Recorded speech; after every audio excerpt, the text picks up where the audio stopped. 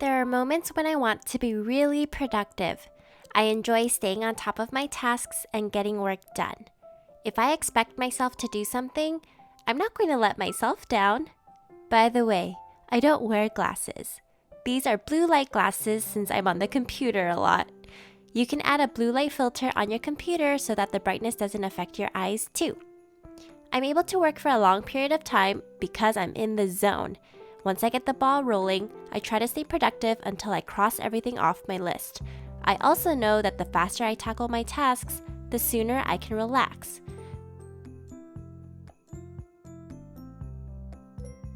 Other days, though, I actually look more like this.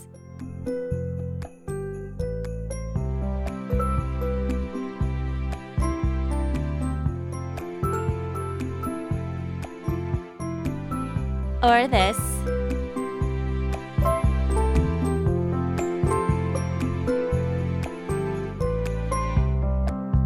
Or this. Sometimes I don't feel like doing anything. I'm not motivated, and it's hard to be productive when you're feeling this way. So today I wanted to share with you some tips on how to be motivated and stay productive.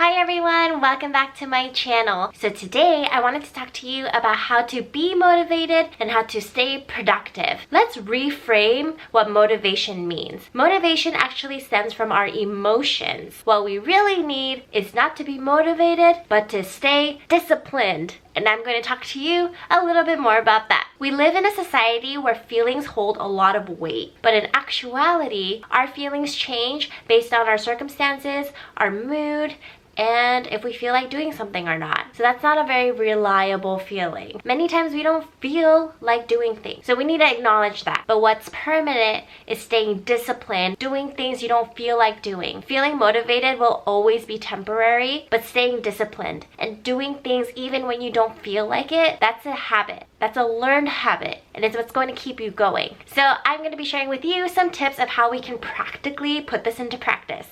Number 1, know your weakness. You actually really need to get to know yourself. What are some things that make it hard for you to stay focused? What type of things need to happen in order for you to stay focused? You really need to self-reflect in order to be self-aware of who you are as a person and how you tend to work. Number 2 is remove temptations. Once you acknowledge, okay, my phone is a big distraction for me. You're acknowledging it. So now you need to remove it. So I usually put my phone face down, on silent, far away from me while I'm doing a lot of work. That way I'm not tempted to look at any notifications. I'm not tempted to look at anything on my phone because it's face down, on silent, and I've removed the temptation. If your temptation is to watch TV, don't do your work in a place that has a TV. Number 3, set clear goals and then set an execution plan. It's one thing to say, today I want to finish my essay, but you want to have an execution plan of, okay, but how are you going to do that today? Is you're going to work on all your research from this time to this time, then finish this next paragraph at this time. For me, if I say I want to finish a YouTube video today, that means I need to finish the script and I need to think about how am I going to frame and film everything. Number 4, we need to build our self-discipline. Self-discipline, you're not born with it. You learn how to be disciplined and to do the things that you do. For me, waking up at 5 a.m., it's become a discipline of, well, I need to do it because I need to go somewhere. I need to do it because this is the only time I can work out. And working out is important to me, so therefore I have now created a habit that's important to me. I didn't just wake up one day at 5 a.m. and thought, this feels great, let's keep doing it. You know, it actually took some time. There was a struggle. And just because you're struggling doesn't mean that's not the right path. It just means you need to get used to it, and that's okay. Number 5,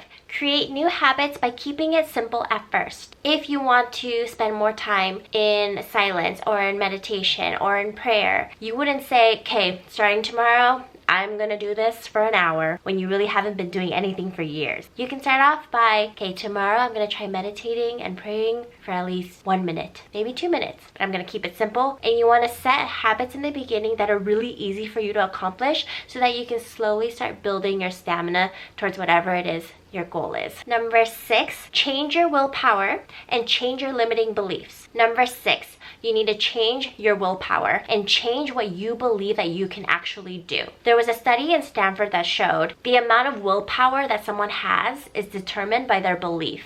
If you believe you have a very limited amount of willpower, you're probably not going to do the things necessary to exceed that limit that you've put on yourself. Because once you set limitations for yourself, you're probably going to stay within those limitations, and that is called a safety net, and you're playing it safe and you're not stretching and growing. Number 6 basically goes along with this idea of saying I can't. Oh, I could never wake up at 5 a.m. Oh, I could never sleep early. You've already put that limitation on yourself that you can't, so you're never going to try. But if you believe, actually I can, it might be hard, but I'm going to try, then now you've just opened the doors to opportunities. When you remove those limitations, you've now given yourself an extra boost of motivation towards those goals that you really want. Number 7 is have friends who are also motivated and are working towards really big goals. You always want to surround yourself with friends who are moving forward and not going backwards or staying stagnant, because the people that you surround yourself with heavily influence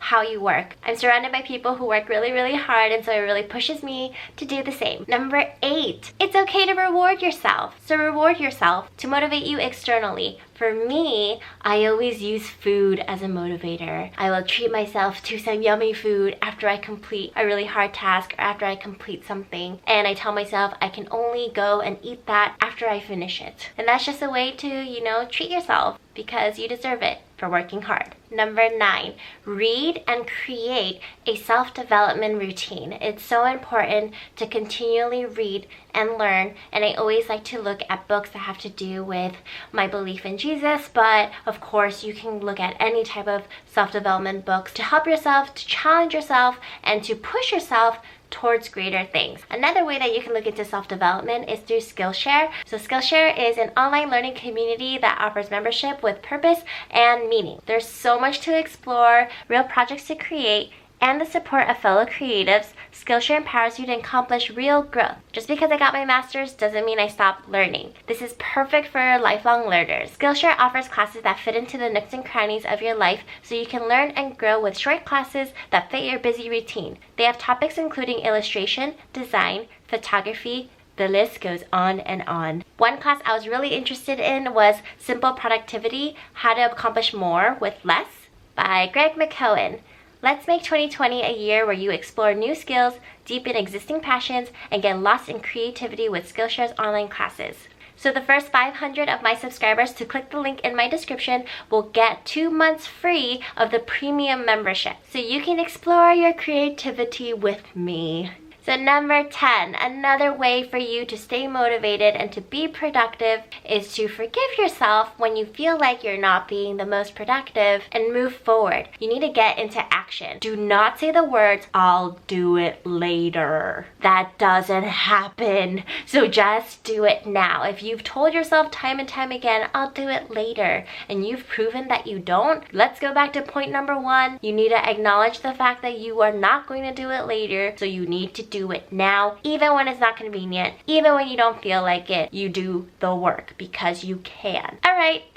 I hope that was helpful, and if you want, I hope that this is just a video that can support you, encourage you, and remind you that I am here and we're all being productive together. If you like what you see, please like and subscribe, and I'll see you later. Bye!